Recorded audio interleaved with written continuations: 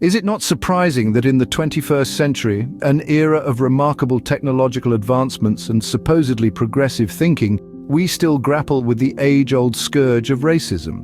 Why is it that the image of a strong, educated black man often elicits not admiration but resentment amongst other races?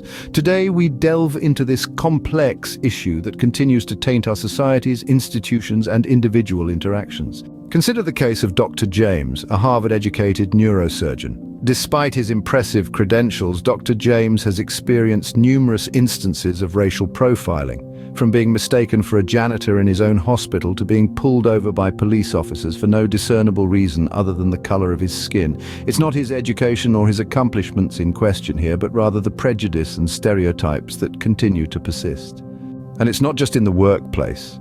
The educational system is rife with examples of racial bias. Black students are disproportionately disciplined, suspended, and expelled compared to their white peers. This is not because they are inherently more troublesome, but because of the systemic racism that continues to dictate our perceptions and judgments. Now let's turn our attention to the judicial system.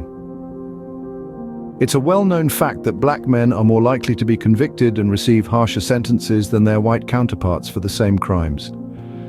This disparity isn't coincidental. It's a manifestation of deep-seated racial bias that permeates every level of the justice system.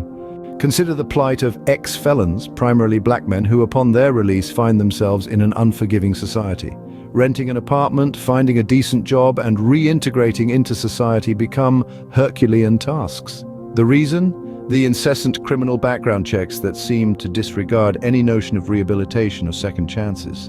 The system, it appears, thrives on crime. It's an unfortunate reality that judges, prosecutors, and lawyers often owe their flourishing careers to an industry that seems to perpetuate injustice rather than rectify it. In conclusion, the issue of racism is not a thing of the past. It's a pervasive problem that continues to hinder the progress of strong, educated black men in our society. But there are ways to combat this. Educate yourself and those around you about the realities of systemic racism. Challenge your own biases and those of others.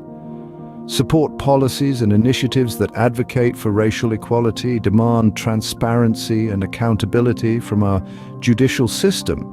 And most importantly, recognize the value and potential in every individual, regardless of their racial or ethnic background. It's high time we move from passive sympathy to active empathy, from tacit acceptance to vocal opposition, from being part of the problem to becoming part of the solution. It's time to fight against racism and discrimination in all its forms.